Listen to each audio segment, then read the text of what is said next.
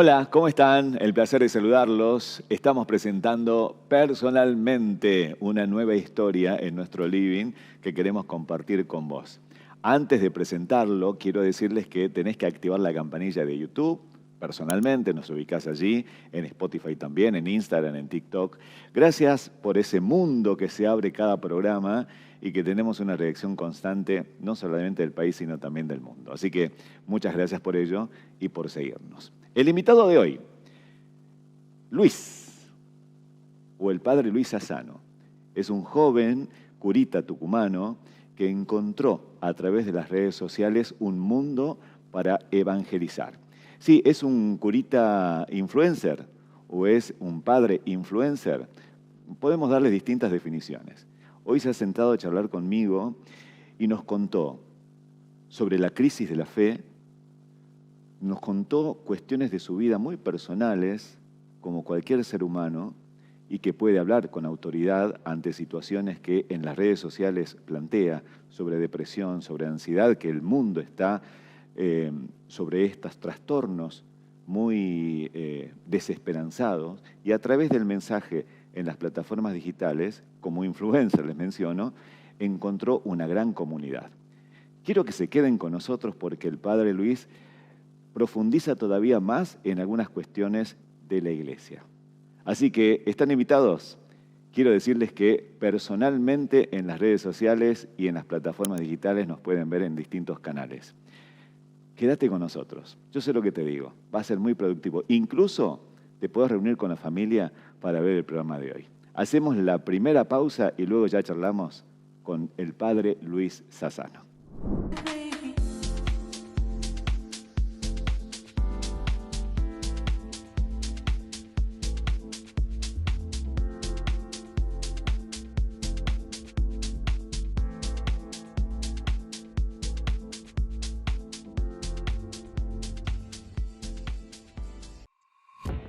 Esto no es solo una feria. Es un punto de encuentro donde las ideas se hacen realidad, los emprendimientos crecen y las marcas se conectan con miles de personas. Un espacio donde conviven la producción, la innovación, la cultura y la pasión por lo que hacemos.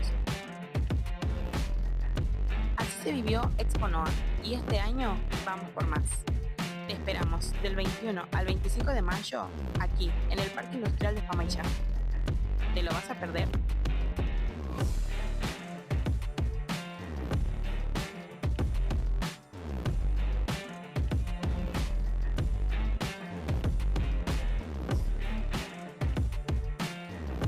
Desde 1992, en Rey Pollo, hacemos que comer bien sea más fácil. En Rey Pollo encontrás todo para tu mesa, comprando minorista y también mayorista para tu negocio. Pollo fresco y rebozados, carnes vacunas, cerdos, pescados, mariscos y productos elaborados como milanesas, hamburguesas y arrollados. Todas las semanas tenemos promociones especiales y opciones para familias y eventos. Atendemos de lunes a sábados de 8:30 a 13:30 y de 17 a 21:30 horas. En Santiago del Estero, esquina Maipú, en Barrio Norte. También podés pedir por WhatsApp y coordinar tu compra. Somos Rey Pollo, calidad de servicio y buena atención desde hace más de 30 años.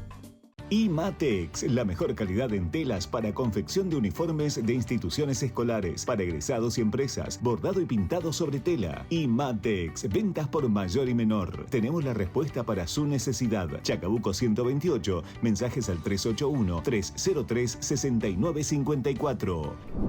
Bueno, voy a saludar al invitado de hoy. Antes de eso, perdón que lo reitere, tenés que seguirnos en YouTube, activar la campanilla, así te informamos constantemente todo lo que personalmente genera a través de las distintas plataformas. Seguirnos en Spotify y en todas las redes sociales. Quiero agradecer eso, el crecimiento constante que hemos tenido a diario y esta interacción, ¿no? Porque en realidad es un mundo tan interesante lo digital que leemos sus mensajes de distintos lugares del país, no solamente de Tucumán. De hecho, estamos en la provincia de Tucumán, al norte de Argentina, para aquellos que nos ven de otro lugar del mundo. Así que bueno, activar todo eso, nos encantaría que nos sigas viendo y además también interactuando con nosotros. Ahora sí lo presento al padre Luis Asano, que está con nosotros. Padre Luis, ¿cómo está? Bienvenido. Muchas gracias. Aquí estamos compartiendo en este mundo virtual y compartiendo con la presencia, bueno, de esta charla que estoy seguro que va a enriquecernos a nosotros y a toda la gente que nos mire. Bueno, a ver, te presento como el padre Luis, que de hecho sos curita, como dicen en el barrio, pero además tenés otros títulos que, para ser sincero, mejor decilos vos antes de equivocarme en algo. Sos profesor de filosofía. Sí. Mirá, en primer lugar te corrijo en una que me parece que es interesante porque lo he podido trabajar mucho en mi interior. Antes me presentaba como padre Luis y después aprendí a presentarme como Luis. ¿Por qué? Porque muchas veces he comprendido que un título no hace una persona, sino que una persona es la que hace a un título. Y en mi proceso de crisis, incluso de depresión, me he dado cuenta que mucha gente, cuando he dejado de ser por un tiempo el padre Luis y era solamente Luis, también desaparecieron muchas de esas personas. Por eso cuando me presento digo, bueno, mi nombre es Luis Asano, soy sacerdote católico y a la cual soy docente en la universidad. También me he dedicado a estudiar ámbitos de la psicología y también me he capacitado y he sido licenciado en orientación familiar por la Universidad Austral. Y ahora estoy haciendo una maestría a lo que sería neurociencia en lo que es la Universidad Católica Argentina. En el año 2006 me he recibido en filosofía, el profesorado en filosofía.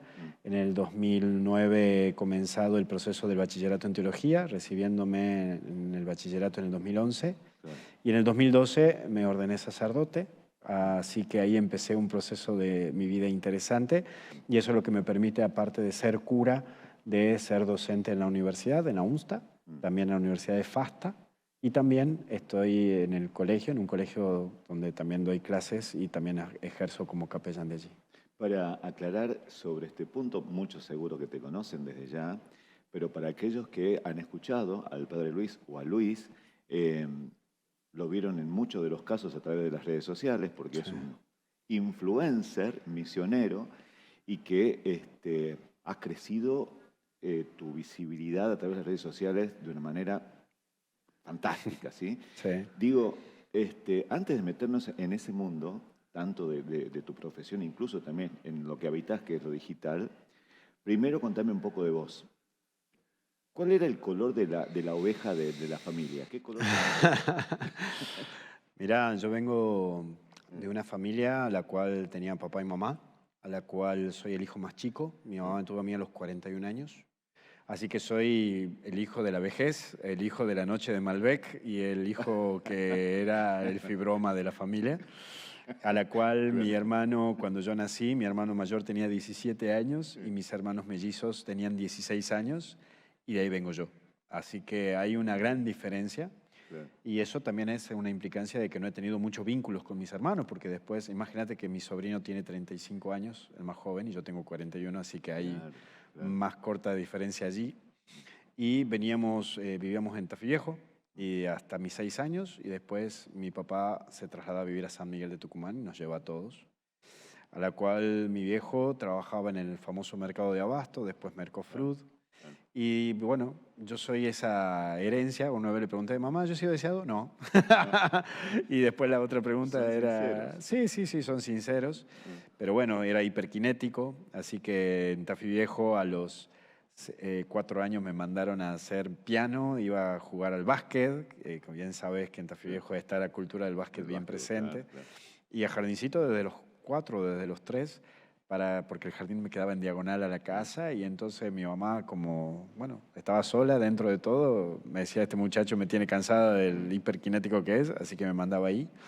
Y sí, la verdad que crecí en una familia en donde sí, te reconozco que me gustaba mucho estudiar, creo que eso ha ayudado mucho, me becaron en el colegio después, por el sentido de que mi papá en una etapa no podía pagarme la cuota del colegio. El sacerdote de ahí, porque iba a un colegio parroquial, bueno, me becaron por el estudio. Y la verdad que ha sido una etapa de mi vida en donde a los 14 años yo trabajaba y estudiaba, vendía diarios. por el sentido de que yo quería tener mi dinero, no era porque mi viejo me lo exigía, eso para él como que lo tomaba como una vergüenza, como mi hijo. Pero bueno, yo quería manejarme solo, siempre fui muy independiente, ¿no? Y tenía muy en claro que quería ser médico y tener una gran familia. Así que a los 17 años me puse de novio con una chica que quería estudiar medicina, era más grande que yo. Y ahí nos unió el amor a la medicina, que siempre fue algo que me encantó y me gusta. Todavía sigo leyendo cosas de medicina y de neurología, que eso es algo que me encanta, me apasiona. Y sabes que, bueno, ella era una muchacha que estaba muy inserta en el mundo de la Acción Católica y la iglesia y esto y el otro. Y en el 2001, te acordarás de la gran crisis que tuvo la Argentina, entonces íbamos a ayudar en un comedor. Y es ahí donde empecé a cambiar, empecé a través de lo solidario a tener una actitud de vida totalmente distinta. Y bueno, mi novia en ese momento me presenta a un sacerdote, yo no tenía idea y tenía prejuicios contra la iglesia, los típicos prejuicios que todos tenemos, ¿no? Que la iglesia está llena de oro, que los curas no sirven, que esto, que el otro. Acuérdate que en ese año 2001 también ha salido lo del padre Grassi, entonces lo atacaba el cura con todas las municiones que tenía. Y bueno, como dice mi mamá, nunca escupas al techo porque te cae de frente. Y empecé a cuestionarme el sacerdocio. Bueno, obviamente que te lo estoy resumiendo, ¿no? Sí. Pero comencé a cuestionarme, me dio una crisis. ¿Qué hago? Porque es muy fácil decidir entre algo bueno y algo malo. Pero ¿cómo decidís entre algo bueno y algo bueno? Porque esta muchacha era excelente. Bueno, debe ser excelente, no la quiero matar. No la vi más. Y bueno, ¿cómo hacía? Y bueno, todo un proceso que fui haciendo, que me tardó tiempo.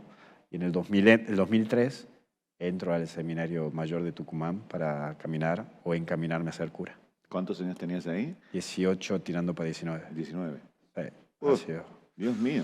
Claro, ha sido decisión. Muy difícil, muy difícil. Y me costó. ¿Sabes qué? Lo que más me costó no fue la parte afectiva, el haber renunciado a una persona que me quiere y que me ame. Lo que más me costó es condicionar mi libertad. El estar dependiendo de un horario, de cumplir, de las normas de obediencia. Pues siempre la gente cree que los curas nos debe costar más el celibato. No, yo creo que lo que más nos cuesta es la obediencia. Cuando muchas veces estás tan pleno en una cosa y después te dicen, no, pero tenés que ir por acá. Vos decís, no, yo estoy acostumbrado a ir por acá. No, ahora tenés que ir por acá. Claro. Eso sí, me costó. Desde el momento de decirte que hasta me gustaba el pelo más largo, tenía peinado el medio, barba, y cuando entré al seminario era afeitarse, peinarse al costado, este rango medio como medio militar, ¿no? Claro.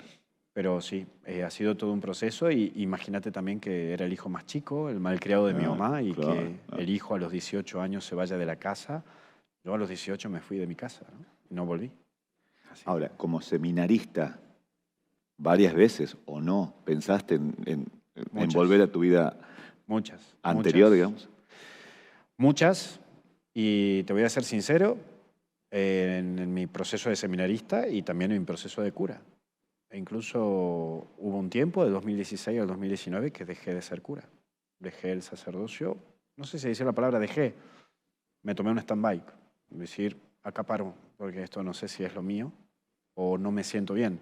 Hay una diferencia. Cuando yo era seminarista, pensaba si esto era lo mío o no, porque me cuestionaba y hasta me interrogaba esto de para toda la vida. Y tenía mucho miedo. Vos sabés que el miedo es un trabajo interno.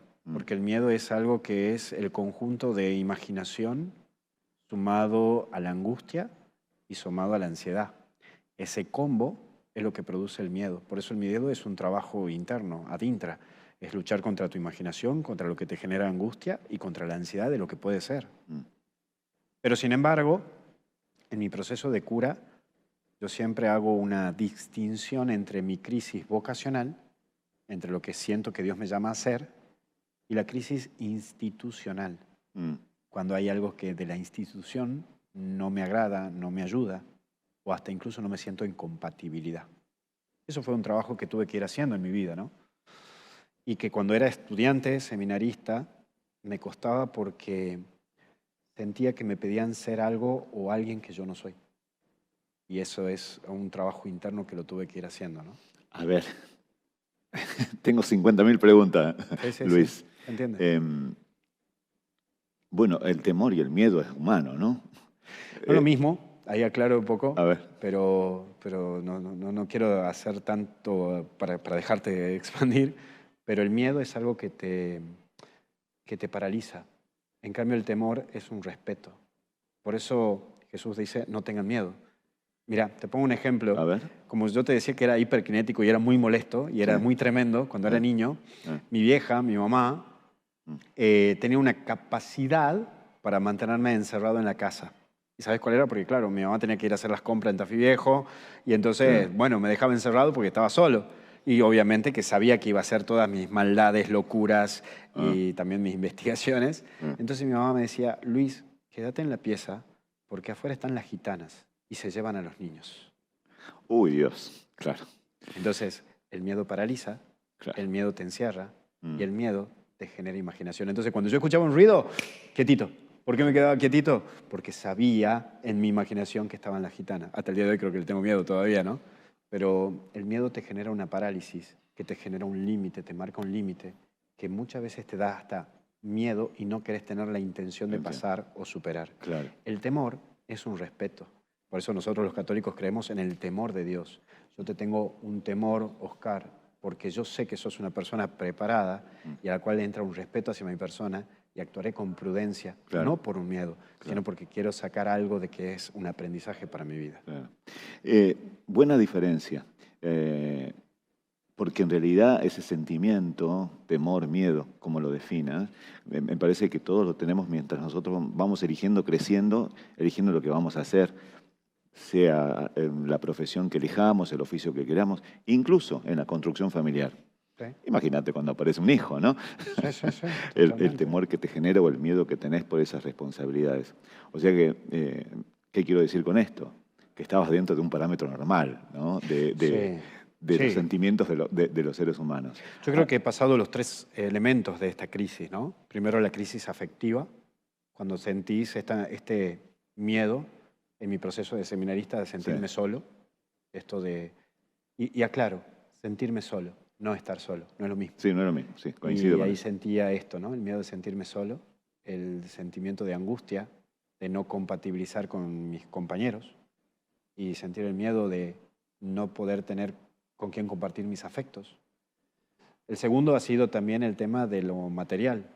¿Y qué va a pasar conmigo? ¿Y cuando yo sea viejo? ¿Y quién me va a cuidar? ¿Y dónde voy a estar? ¿Voy a ir a un hogar de ancianos? Si soy cura, ¿dónde voy a vivir? ¿Con quién voy a estar? No quiero seguir viviendo en una parroquia donde todo el tiempo me estén llamando, padre, padre, padre, quiero descansar. Y el tercer miedo que también se me presentó en mi proceso de vida, el tema del poder. El tema de que ese poder que te puede unir con el narcisismo. Claro. El yo aparecer, el yo estar, el yo mostrarme, el yo tener un cargo. Bueno, esos tres los he pasado y me lo he sufrido. Ahora, ¿cambiarías eso en el seminario? Yo creo que lo he aprendido. ¿O hay que pasar por ahí sí o sí? Yo creo que tarde o temprano uno lo pasa, ¿no? Y durante esos 8 años de seminario lo he pasado y uno lo tiene que pasar, porque es una madurez humana. Vas aprendiendo a madurar humanamente y vas aprendiendo a romper egos. Y ese ego que yo tenía también lo fui rompiendo, ¿no? Y hasta el día de hoy lo hablo con mi psicoanalista y siempre le planteo, para diferenciar yo mismo en mí, ¿esto de lo que estoy haciendo lo estoy haciendo por vocación o por narcisismo? El aparecer en las redes, ¿lo hago por vocación? ¿Porque quiero hacer un servicio a los demás? ¿O porque yo quiero aparecer? Y ahí está mi lucha, ¿no? Y ahí está mi enfrentamiento y mi sinceridad, lo que yo le llamo mi sincericidio. ¿Y qué pasaba con la familia una vez que decidiste entrar al seminario? Fue difícil, mi papá me dejó de hablar 3 años, no lo entendía, no lo aceptaba. Mi mamá, imagínate que yo soy el hijo más pequeño, el más compañero, el más compinche. Mi vieja tampoco lo entendía, pero lo aceptaba. Pero cada vez que me iba a visitar al seminario lloraba. Me acuerdo que nosotros teníamos podíamos tener visita de todos los días, de lunes a viernes, de 5 a 6. Mi mamá todos los días de 5 a 6 me iba a visitar, me llevaba la pasta frola, que era lo que me gustaba. Y después, mamá, una vez a la semana. Y iba una vez a la semana hasta que de a poquito, ¿no? Fue aprendiendo a soltarme. Yo siempre digo que para que una persona pueda recibir, necesita soltar. Bueno, ella tuvo que hacer ese proceso también, ¿no? De soltarme y soltar a su hijo para que haga su camino. Y mis hermanos, bueno, ellos ya estaban haciendo su vida, estaban teniendo sus hijos, su familia. No hay, hasta el día de hoy no hay un gran vínculo, porque bueno, fueron paralelas las situaciones, ¿no?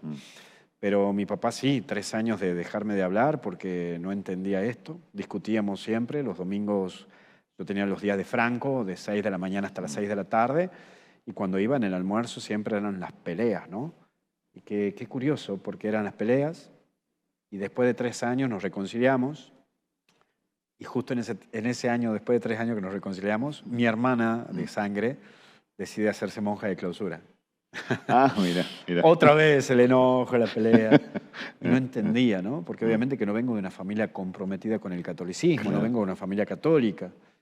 Y lo más curioso de esto O sea, es vos que... no ibas a misa. No, para nada. Yo los domingos iba a la cancha de Atlético. ¿Y cómo será que cuando me puse de novio con la que era en ese momento mi novia, nos ponemos de acuerdo? Mirá, si Atlético juega el sábado, voy el domingo a misa.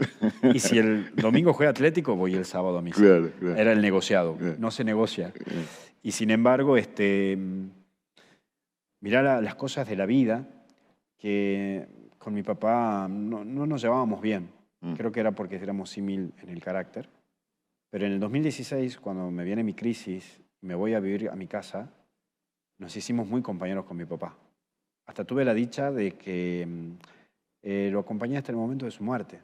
Y que tuve la dicha de que en esa guardia del sanatorio, antes de morir, o mejor dicho, cuando yo entro, le da el paro cardíaco y muere, le puede dar la absolución de todos sus pecados.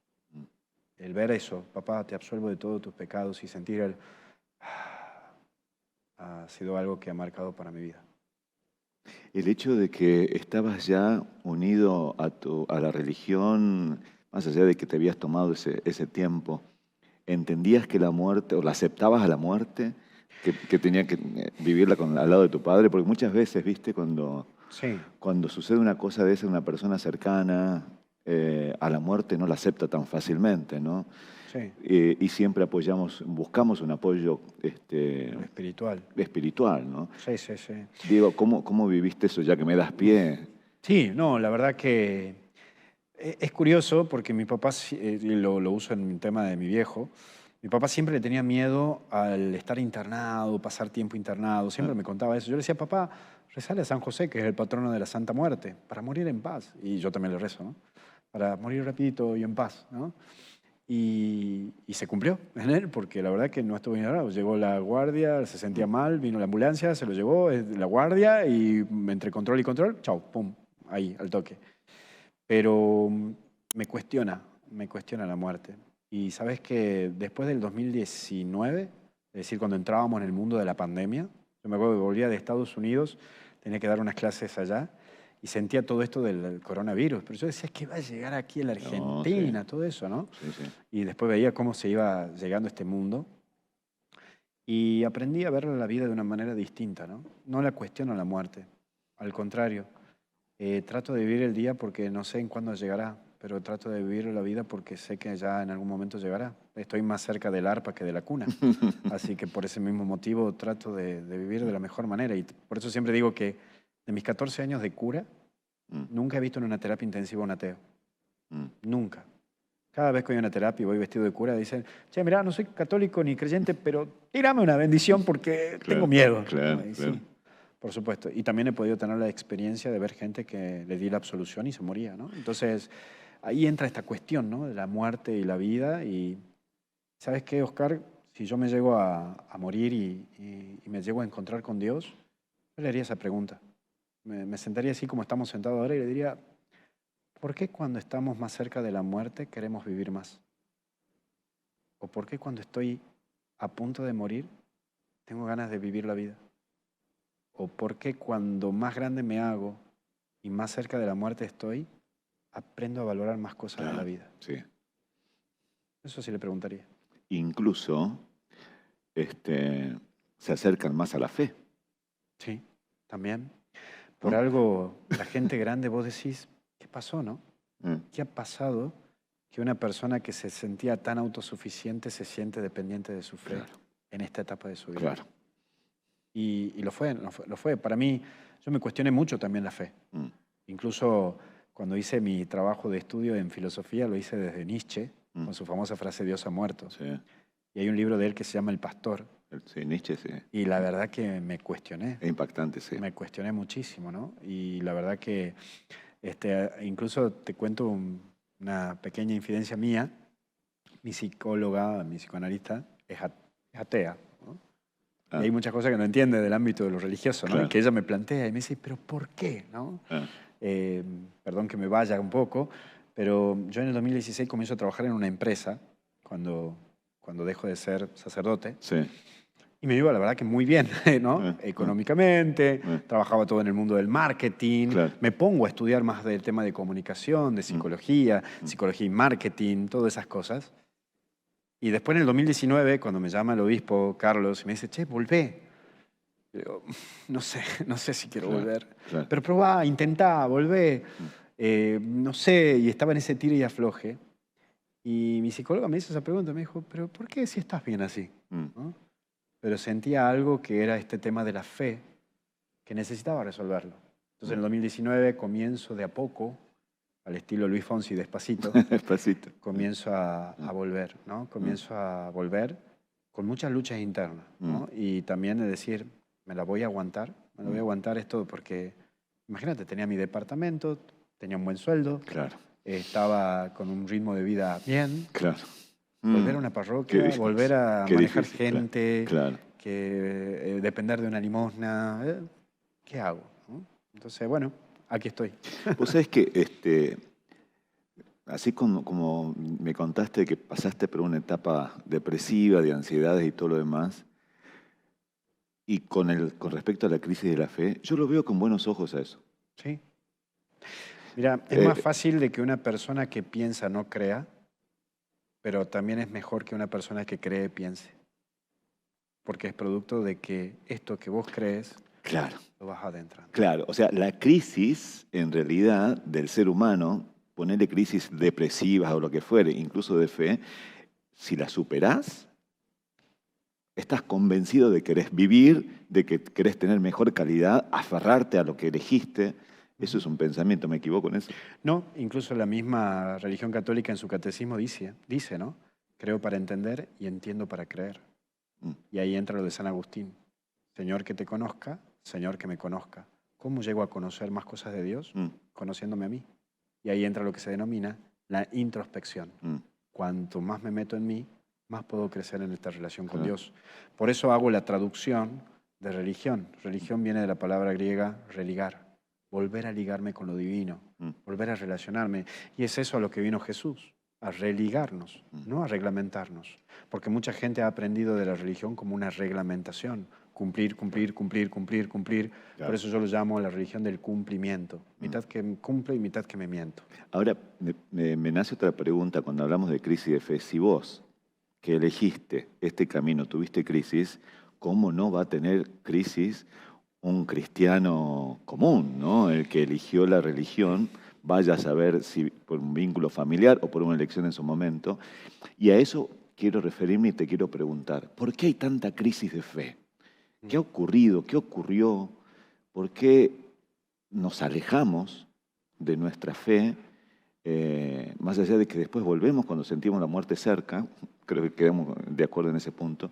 ¿Por qué estamos con esa crisis de fe, Luis? Es parte de la vida, es parte de la historia, incluso en la misma Biblia aparecen las crisis, ¿no? Hasta el propio Adán, ¿no? Adán, ¿dónde estás? ¿No? Esta cuestión de la crisis aparece, y acá te presento 3 ejes. Primero, la fe es un producto de luchas internas y de luchas con pensar, ¿no? Entonces son crisis internas. Por eso una persona que tiene fe, y nosotros en la teología hablamos de la fe ad intra y la fe ad extra. La fe interna que yo puedo tener en mí mismo y la fe ad extra, la fe que tengo en este Dios, que es todopoderoso y a quien yo creo, en donde me entrego cuando mis límites están marcados. Y el hombre, tarde o temprano, tiene un enfrentamiento con sus límites.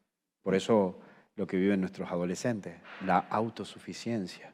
Y cuando llega un momento de que ya te das cuenta que no podés y aparece el fracaso, te destruye, que es un problema que hoy sufre nuestra sociedad con la generación de cristal, como se la conoce. Claro. El segundo punto que también te presento es que las crisis viene del término griego krino, krineim, que significa un cambio. Hay un cambio. Después de una crisis no hay una cuestión de una persona que siga igual como antes. Siempre cuando una crisis aparece, hay un antes y un después. Y tercero, me voy a remitir un poco a la Sagrada Escritura y uso este ejemplo de Pedro y de Judas. Pedro lo niega a Jesús, pero después descubre la gracia de Dios, un Dios que perdona y dice, lloró amargamente. Y hay un encuentro después. Judas distinto. ¿Sabes que Judas, para mí, es el apóstol más sincero? ¿Ah, sí? Para mí el apóstol más sincero Ah. y hasta incluso me animo a decirte el más honesto. Porque fue a decir que entregó a una persona inocente, pidió perdón y hasta llevó las 30 monedas de plata que le dieron.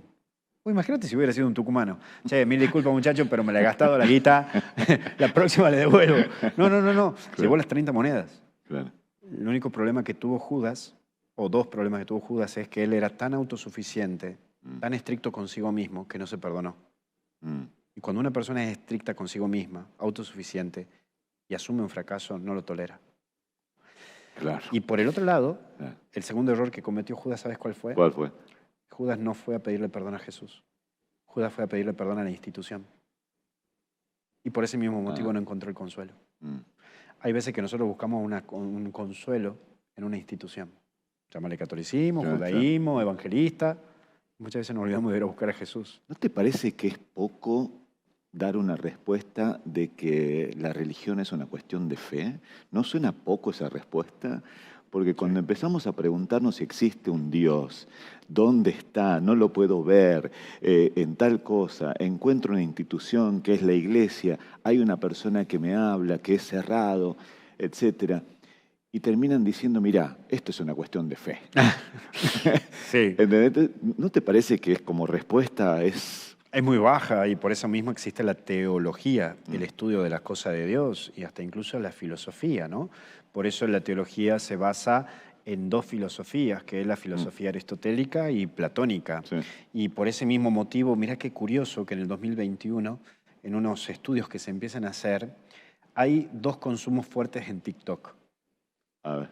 El primero, el consumo de comedias. La mayoría de las personas cuando eligen qué contenido quieren ver en TikTok, siempre ponen comedia. Porque el hombre siempre quiere reírse. Sí. Quiere siempre relajarse a través de la risa. Sí, sí. Pero lo llamante, o lo que llama la atención en el 2021 en adelante, que lo segundo que la gente elige es la filosofía estoica. El estoicismo es una de las filosofías que habla de la superación de uno mismo. Y por ese mismo motivo se llama, obviamente, efecto post-pandemia. El superarse a uno mismo, el enfrentar la vida. Obviamente que a Jesús los estoicos los consideran como el gran maestro estoico, ¿no? Claro. Muchos filósofos estoicistas. Pero cuando uno habla de la teología, está hablando de un conjunto de elementos y de herramientas para analizar la fe. Yo no quiero, justo hoy me tocó un alumno en la facultad, que yo no sé cómo saltó, hablábamos de la Revolución de Mayo, es decir, del Mayo francés, del 64 en Francia, del 63, perdón, en Francia. Y entonces yo le decía, bueno, y surge en el mundo la antirreligión, ¿no? Gente que se consideraba atea, agnóstica, como un efecto o producto de esta revolución del Mayo francés. Sí. Y entonces este alumno me decía, bueno, pero profesor, me decían, pero ¿qué no es función de ustedes los curas convencernos a nosotros en la fe? Y yo le dije, no. Mi tarea es presentarte herramientas y elementos para tu fe, pero tu libertad y tu búsqueda de la verdad es lo que te va a llevar a adentrarte en ella. Claro, obvio. ¿Por qué? Porque es un poco lo que hizo San Agustín. San Agustín no se convirtió porque alguien le predicó todo el tiempo, sino por su búsqueda de la verdad. Por eso es lo que decía Jesús, la verdad los hará libre. Por eso yo como cura no tengo la tarea de bajarte dogmas. Mi tarea no es dogmatizarte, mi tarea es evangelizarte, anunciarte una buena noticia. Lo que decía San Francisco de Asís, vayan y anuncien el evangelio y si es necesario, hablen. Luis, hagamos una cosa, vamos a hacer una pausa. Misioneros digitales católicos, sí. Algo que sos el referente acá e incluso en el mundo, y transitar esto de la evangelización a través de las plataformas digitales te posicionó en el lugar que no sé si lo tenías previsto o no, pero preguntas que te voy a hacer luego de la pausa, ¿te parece? Perfecto. Amigos, vamos en busca de la pausa personalmente. Ya saben, hagan clic en la campanilla en YouTube, en Spotify, para vernos. Hacemos una pausita y ya estamos de vuelta.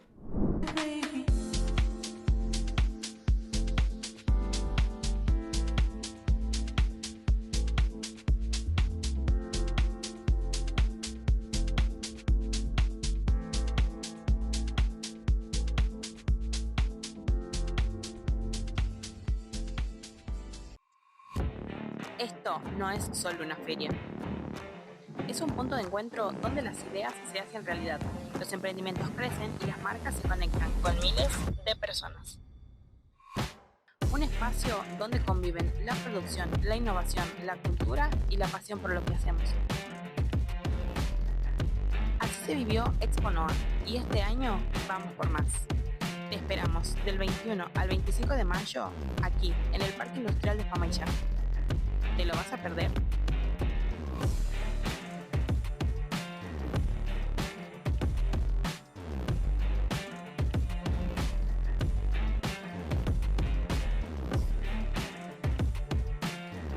Desde 1992, en Rey Pollo hacemos que comer bien sea más fácil. En Rey Pollo encontrás todo para tu mesa, comprando minorista y también mayorista para tu negocio. Pollo fresco y rebozados, carnes vacunas, cerdos, pescados, mariscos y productos elaborados como milanesas, hamburguesas y arrollados. Todas las semanas tenemos promociones especiales y opciones para familias y eventos. Atendemos de lunes a sábados de 8:30 a 13:30 y de 17 a 21:30 horas. En Santiago del Estero, esquina Maipú, en Barrio Norte. También podés pedir por WhatsApp y coordinar tu compra. Somos Rey Pollo, calidad de servicio y buena atención desde hace más de 30 años.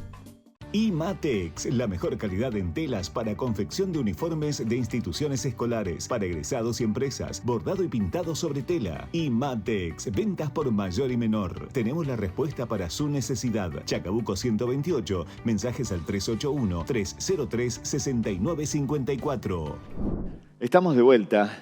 Te recuerdo, perdón la insistencia, pero te recuerdo seguirnos en las redes sociales, personalmente Tucumán o Tuc, personalmente, y ahí nos encontrás. Activar la campanilla de YouTube, en Spotify, en TikTok, bueno, en distintas redes. Te pido como siempre que nos acompañes, incluso esta interacción con tu mensaje a nosotros nos hace muy bien. Y además nos amplías un poco la visión que tenemos en cada uno de los programas. Y también preguntas, ¿no? Porque se suma todo esto en esa interacción que tenemos en el mundo digital. Así que bueno, muchas gracias por eso. Seguimos con, ya no sé si decirte Padre Luis o Luis directamente. Te digo no, Luis. Puede ser Luis. Sí. Luis, cerramos el bloque anterior en este mundo digital en donde te ubicás y que has crecido y sos un referente, ¿no? ¿Cómo fue eso? ¿Sentiste que era un paso que debías dar dentro de un contexto? Porque nació todo esto también en pandemia. Sí. Una necesidad de evangelizar desde allí. ¿Cómo nació? A ver. Pero Oscar, lo curioso de todo esto es que nace en el 2012 todo este mundo, porque había surgido el famoso WhatsApp. Sí. Y yo comienzo a trabajar en una localidad, en Alderetes, y antes de ello estaba en Catedral y había sido secretario del obispo, sí, y asumí un grupo de jóvenes que se llama Apóstoles de Lourdes. Entonces, ellos estaban acostumbrados a recibir una pequeña meditación mía del Evangelio todos los días, pero cuando me trasladan ya no podía estar presencialmente. Surge WhatsApp, surgía la lista de difusión, la famosa lista de difusión, y los grupos de WhatsApp. Y primero surgen los grupos y después la lista. Y entonces digo, bueno chicos, hagamos un grupo y yo les empiezo a mandar una meditación todos los días para que mientras se cepillan los dientes o mientras van a la universidad, van escuchando la meditación. Dale, listo. Comienzo a mandarla y comienza un término que en el 2012 todavía no existía tan bien, que se llama la viralización. Sí. Comienzan a mandarse uno al tío, otro al otro, y esto así, y esto acá. Me subo un día al colectivo y cuando me subo al colectivo me dice, cura, te has pasado con el Evangelio de hoy. Digo, ¿por qué? No, porque vos sos el que le manda a Juanita. Juanita es la sobrina de mi tía me la manda a mí. Y bueno, ¿pero vos lo mandabas con forma de audio? Con forma de audio, un formato de audio de no más de 2 minutos. Bien. Corto, conciso, preciso y simple. No en video. No en video. Estamos hablando de 2012, que todavía no existía ni 1 giga, me parece, así que estábamos ahí. En el 2014 me llega un mail de Estados Unidos diciéndome que en Weston escuchaba muchos latinos estos audios que yo hacía.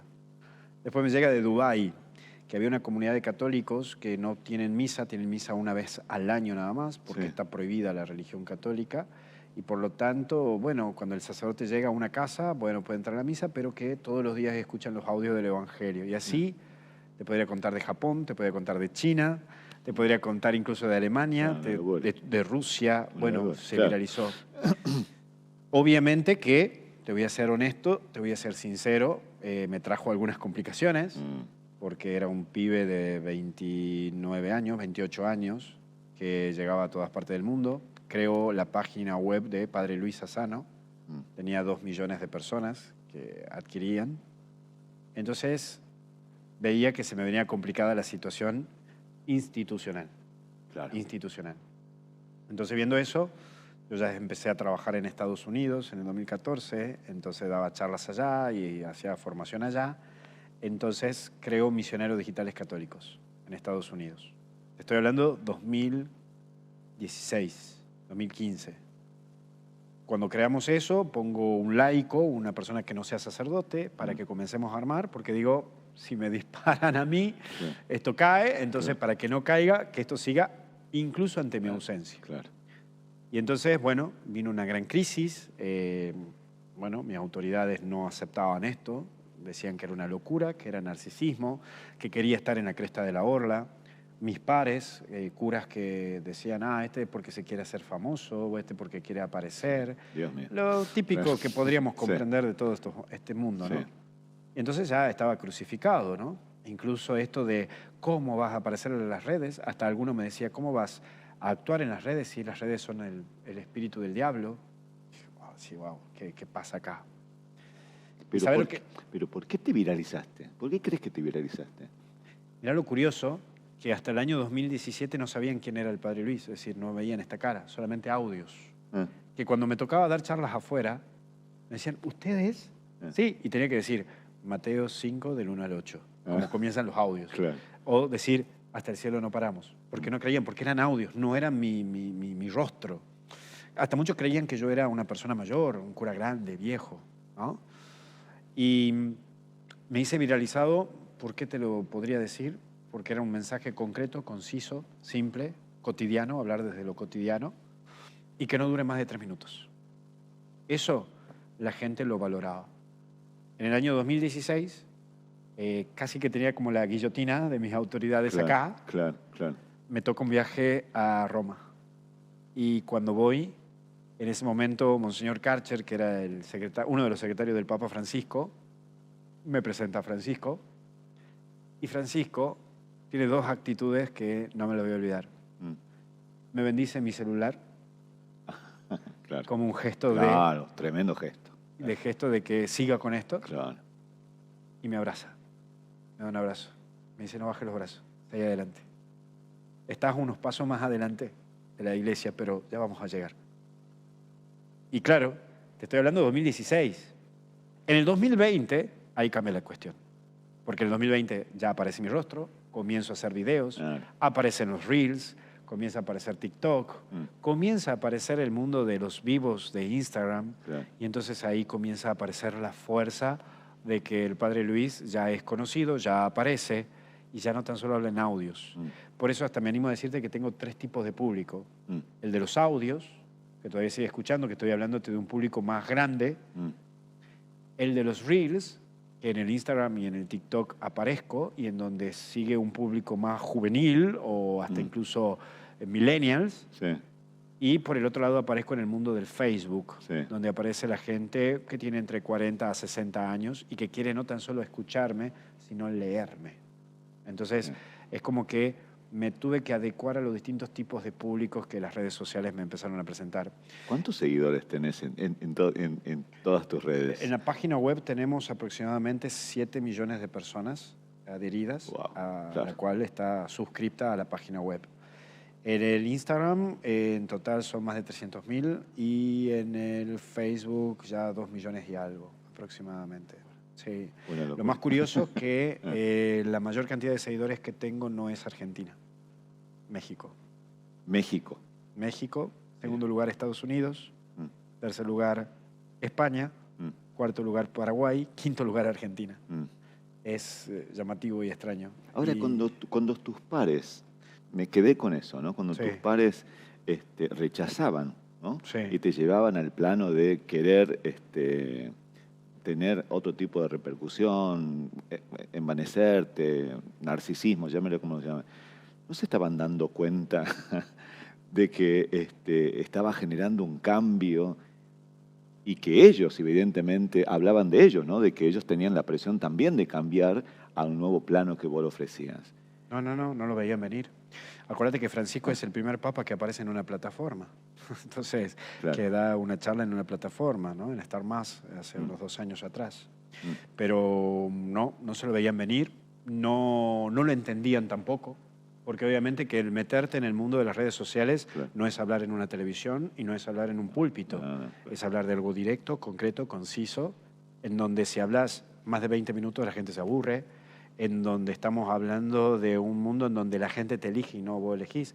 En un programa de televisión hay una grilla de horarios y que vos te enterás, son las 8, prendo la tele y veo esto.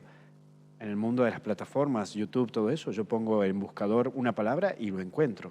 Encuentro lo que yo quiero ver. A ver, háblame del algoritmo. Háblame del algoritmo, háblame cómo es Es interesante porque en el año... Y ahí lo uno con esto de la historia que estábamos hablando, ¿no? En el año 2020 me llega un llamado telefónico, perdón, en 2021 me llega un llamado telefónico de Monseñor Lucio Ruiz. Yo digo, un llamado de Roma, porque veía la característica. 39, digo, esto es Roma. Monseñor Lucio Ruiz es el secretario del Dicasterio de la Comunicación de la Santa Sede. Es decir, es el que se encarga de mantener la comunicación, si querés llamarle el Ministerio de Comunicación del Vaticano, para que más o menos me entiendas, ¿no? Me dice, Luis, el Papa Francisco quiere que trabajemos con influencer y la evangelización digital. Yo digo, ajá. ¿Cómo esto, digamos? Muy fuerte. ¿Qué hacemos con esto, no? Claro. Entonces, el Papa entendía que había que llegar a un tipo de público y de gente que no se llegaba por otra forma. Entonces, dice, bueno, el Papa dice que quiere hacer streaming con gente. Entonces, claro, iba un periodista y empieza a dar al periodista, venía Oscar, quiero hablar con el Papa, y así. Por eso vos en YouTube podés encontrar un montón de periodistas que han citado al Papa y han conversado con él. Entonces Santa Marta se convirtió, el comedor se convirtió como en una zona de streaming. Él se sentaba y vos le hacías las preguntas que quería, todo eso. Bueno, comenzamos con ese mundo. Después sale un documento, un escrito, porque justo uno de los planteos que armamos un equipo, somos varios, de toda parte del mundo, se hace un escrito que, por una divina presencia, un escrito para explicarle a los curas, a la iglesia, del surgimiento de este mundo de la evangelización digital. Estoy hablando de 2022. Me comí 5 años de que me peguen duro. De todos lados, claro. Ahora vi un documento que el Papa avala y que te dice, muchachos, no le peguen porque por ahí va la iglesia. Por ahí es. Claro. Y en el año 2024 nos piden que hagamos el primer jubileo de influencers y evangelizadores digitales para el 2025. Es una locura, porque le decimos a Lucio, hey, decirle al Papa que si hacemos un encuentro de influencer a nivel mundial, puede venir el cura con una sotana y un alzacuello así de largo, ortodoxo, y puede venir un tipo con peluca, rojo, no sé, te puede venir lo que sea. Con otro indumentario. Y entonces el Papa dijo, ok, y ahí vino la famosa frase de él, todos, 3 veces. Todos. Quiero que la iglesia esté en todos. Después vemos y discernimos quién sí, pero acá todos. Después vamos discerniendo. Claro. Y en el 2025, sucede todo este bolonqui, se cae la situación, Papa Francisco muere, y cuando muere Francisco decimos, stand-by, ¿qué hacemos? Esperamos. Viene León y Monseñor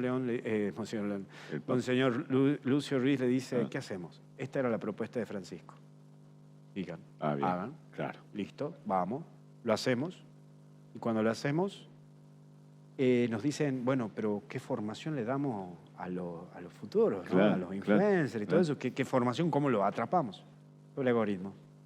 hacemos un trabajo, una investigación sobre esto del tema de algoritmo y cómo trabajar con ello y cómo trabajar en función a qué.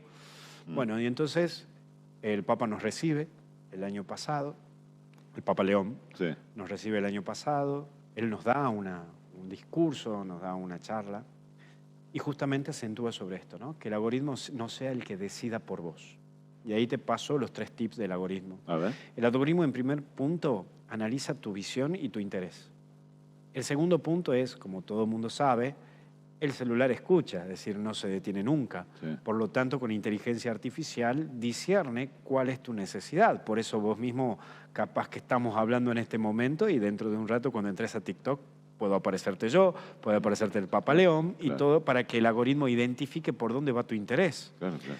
Y el tercer elemento, que el algoritmo busca saciar tu ansiedad. ¿Por qué? Porque también discierne no tan solo lo que buscas, sino en qué tiempo buscas más. Algunos en el baño, otro a la noche, otro a la mañana, otro en el desayuno.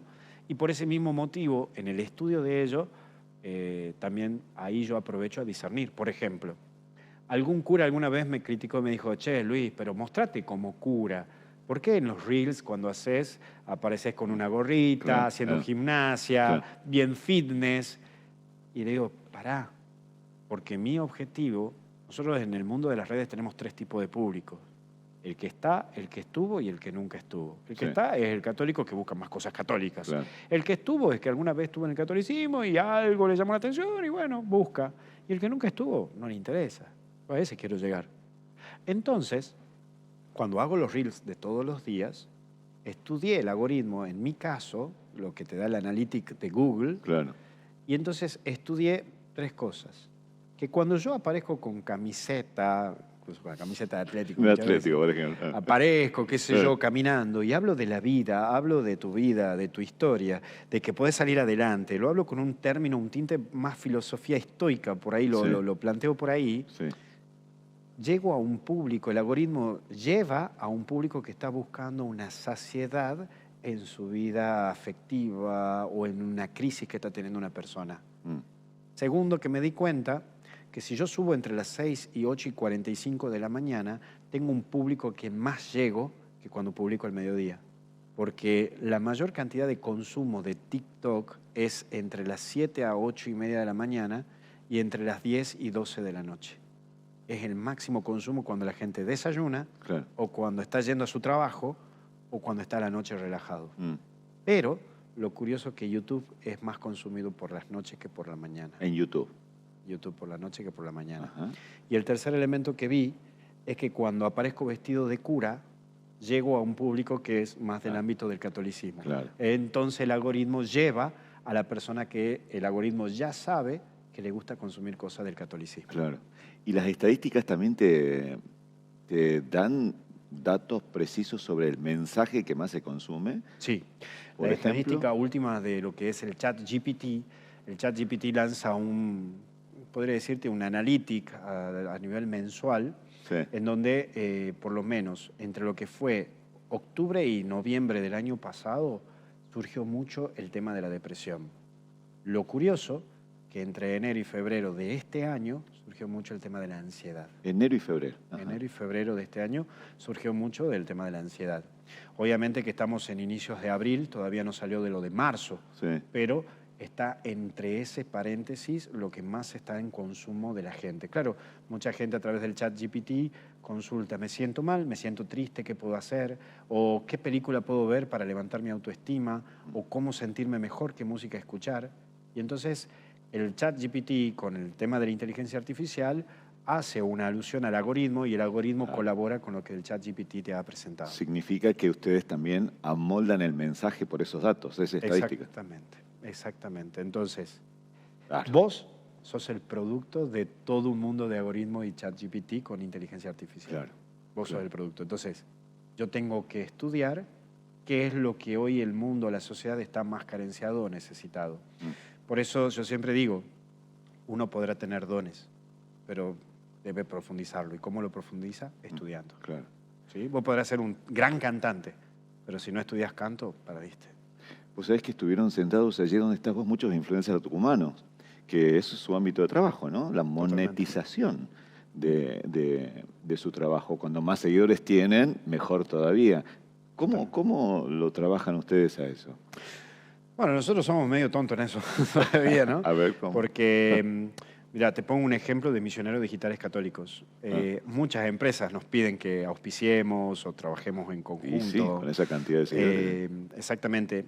Y eso nos ha llevado, en el año 2015, conocí Guatemala, me tocó misionar en Guatemala, y en el año 2015 podría decirte que me enamoré de Guatemala. Y me tocó asumir y enfrentar una situación con un orfanato de niños. Vos sabés que Guatemala no tiene educación pública, gratuita y obligatoria. Es decir, uno estudia el que puede. Hay muchas comunidades aborígenes. Está muy marcada la diferencia y la clase social. Entonces, este orfanato, que se creó, que se llama Valle de los Ángeles, atiende a más de 200 niños y niñas en total, a la cual se les da educación, se le da formación, se le da comida, se le da alojamiento.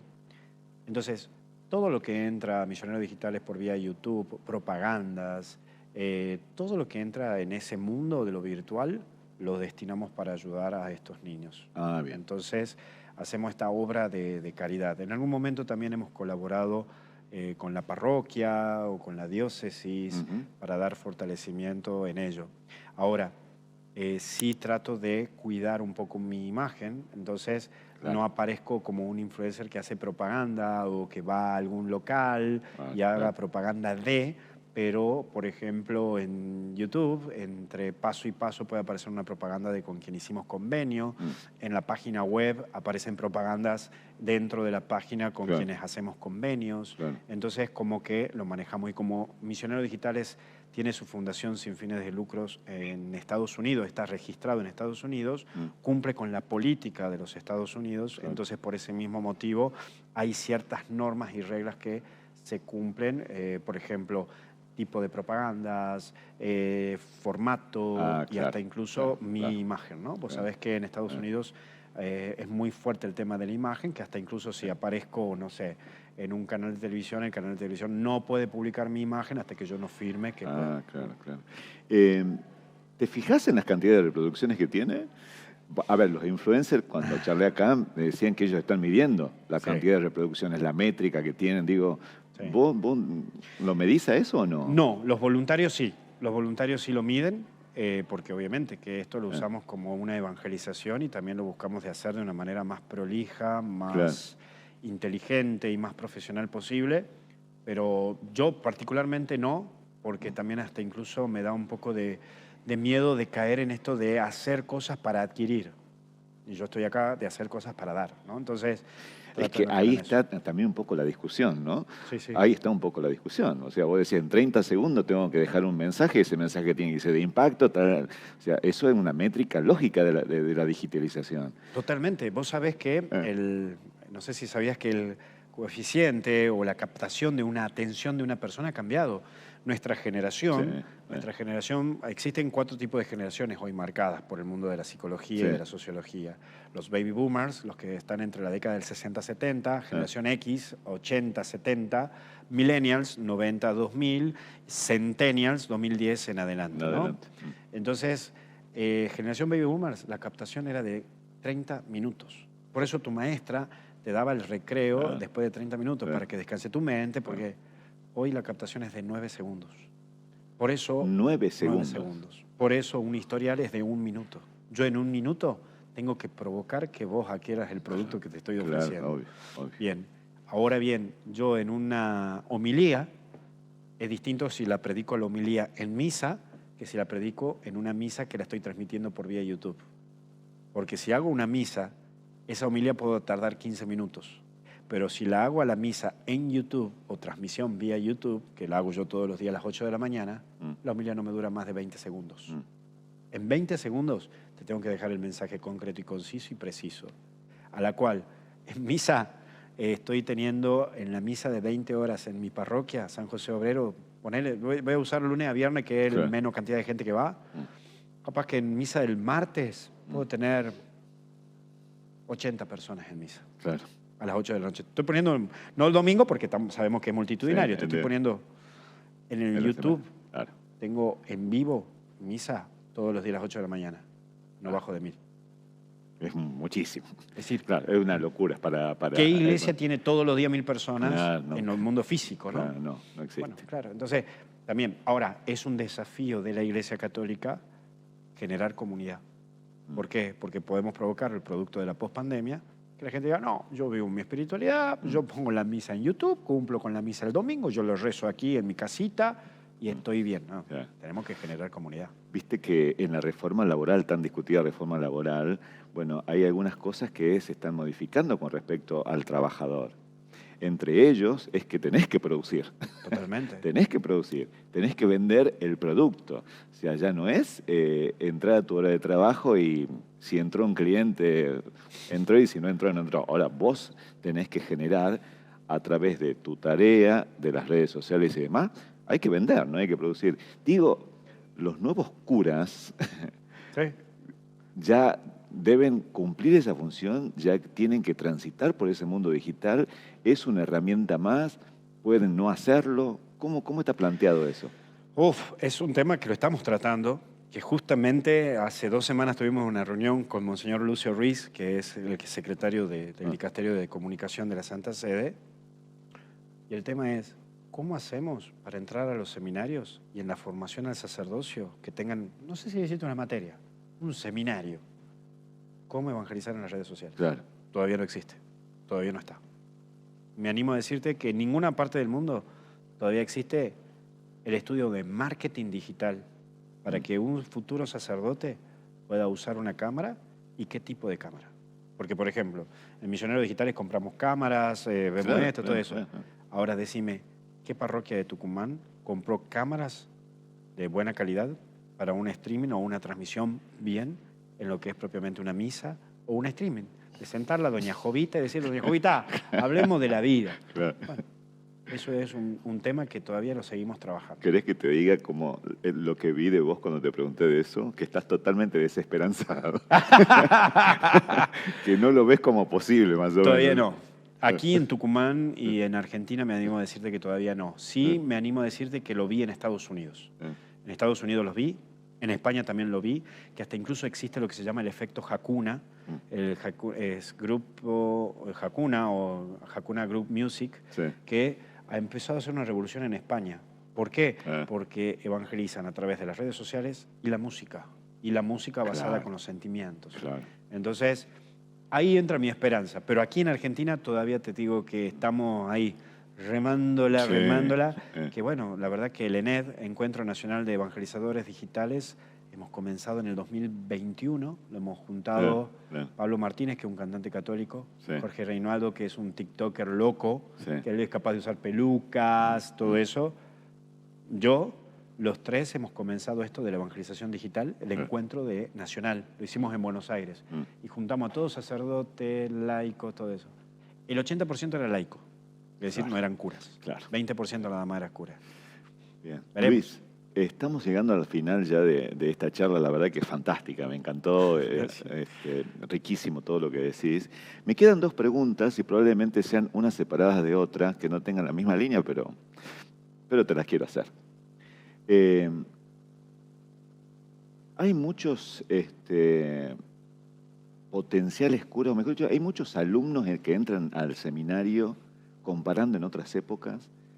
Pregunta 1, ¿sí? Dale, vamos con esa. Vamos con esa, a ver. No, al contrario, vamos disminuyendo. Yo digo que somos animales en extinción. Hoy en Tucumán, de cada 20.000 personas hay un cura, ¿no? Cada vez vamos quedando menos. Incluso, uno de los motivos por el cual hago misa en YouTube posterior a la pandemia, porque acuérdate que antes en la pandemia era como que todo el mundo de los curas hacía misa, y muchos después dejaron, porque bueno, ya terminó la pandemia, volver a misa a la parroquia. Yo lo sigo haciendo porque hay muchas comunidades que no tienen cura y no tienen misa. Te doy un ejemplo concreto. Diócesis de Santiago del Estero tiene parroquias que no tiene curas, ¿no? Porque cada vez vamos quedando menos. Cuando yo entré al seminario... En esto de que hablábamos en el comienzo, de las crisis, decíamos. Sí. Y después, en el 2003, cuando yo entré al seminario, hemos entrado 28 chicos al seminario. El seminario en total eran 128 chicos, de todo el NOA. Tucumán, Salta, Santiago del Estero, Catamarca, La Rioja, 128. Hoy son 25 en todo. 25. 25 en todo. Y estamos en una situación en que Tucumán este año ha sido el que más chicos han ingresado al seminario, que son 12. Que son 12 en total. Es decir, es una situación difícil porque lo vamos a ver a la repercusión dentro de 10 años. Dentro de 10 años, muchos curas mayores ya no van a estar, o porque la vida se lo lleva, o porque no pueden ejercer su sacerdocio. Claro, claro. Y mucho menos muchachos que han entrado al seminario que se va a sentir esta fuerza, ¿no? Entonces sí es un replanteo. Incluso como iglesia nos estamos replanteando de que surja la formación de diáconos permanentes, personas que puedan administrar ciertos sacramentos, pero que sean casados. Porque curas no está habiendo.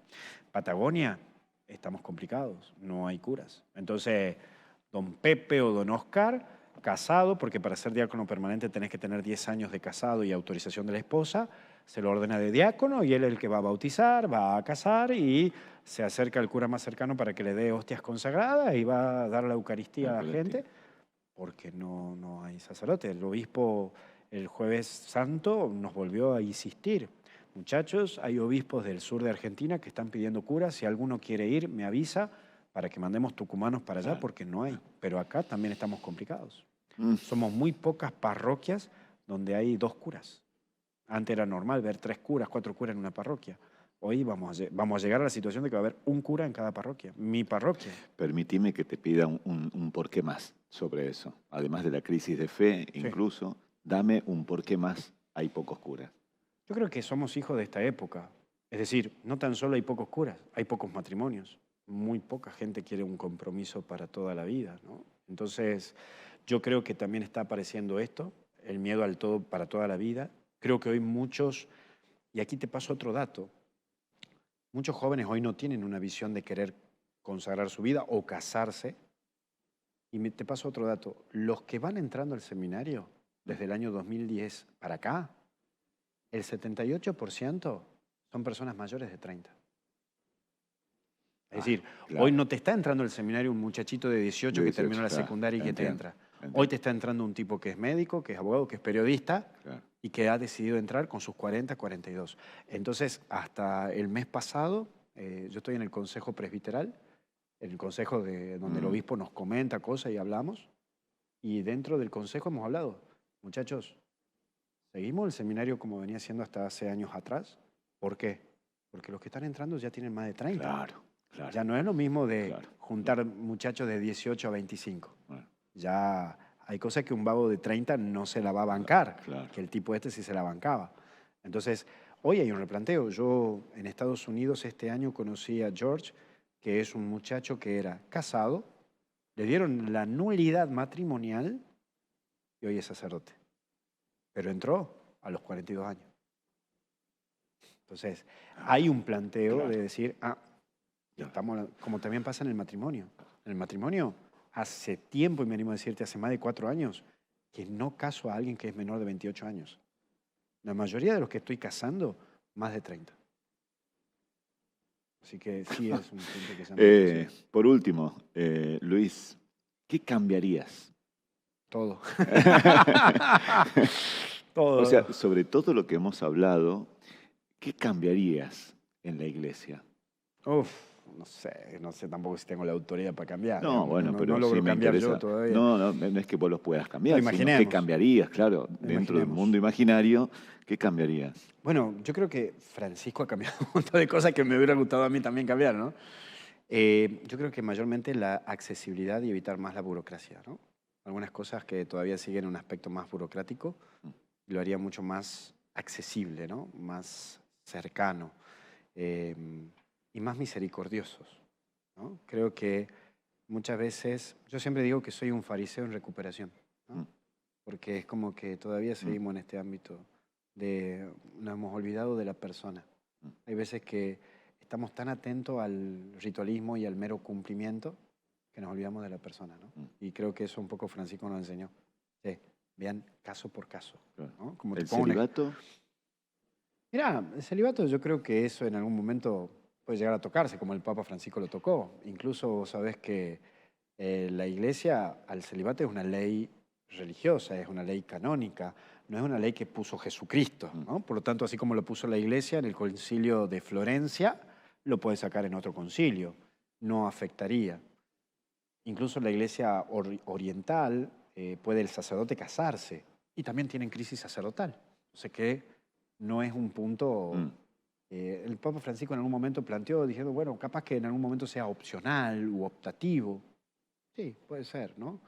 Pero como que hablábamos fuera de cámara, yo creo que el celibato, y esto lo hablo muchas veces con mis compañeros del colegio, ¿no? Es más, te hago una que siempre digo, ¿cómo hemos cambiado, muchachos? Le digo, ¿no? Porque cuando éramos jóvenes hablábamos de mujeres nada más, hasta los 20. De los 20 a los 30 empezamos a hablar del estudio y del trabajo. De los 30 a los 40 estábamos hablando siempre de los problemas familiares y que estoy harto de mi esposa. Y a los 40 empezamos a hablar de la medicación. ¿Qué medicamento tomas vos? ¿Con qué médico te hace atender? Ha cambiado todo, ¿no? Pero lo que voy, ¿sabés qué es? El celibato comprendido de que... Dos cosas. A ver. Uno, para estar con alguien tiene que aprender a estar solo. Eso lo aprendí. Y te voy a decir una frase que siempre digo. Yo no elegí ser cura para ser feliz. Yo siendo feliz elegí ser cura. Que es distinto. Claro. Por eso mismo no busco una persona que me haga feliz. Y por eso hay una diferencia entre celibato, castidad, y por sobre el otro lado también está la diferencia entre lo que es una persona que no puede tener relaciones. Claro. Yo elegí el celibato y el término de celibato más que casto, porque casto es quiero, pero no me dejan. Claro. Célibe es puedo, pero no quiero. ¿No? Entonces, puedo, pero no quiero, porque tengo otra opción. Y cuando lo veo a mis compañeros del colegio, digo, tuve una buena elección. Elegiste Luis con nosotros. Sí, la verdad que ha sido riquísima la charla que hemos tenido. Reitero, seguinos en YouTube, en Spotify, en todas las redes sociales. Y la verdad que nos sentimos orgullosos que en cada charla que tenemos hay cosas muy lindas, muy interesantes y me parece que impactan y te dan alternativas para pensar, que es personalmente un poco eso, ¿no? Así que amigos, gracias por estar allí. Nos vemos próximamente con una nueva entrevista. Gracias, muchas gracias.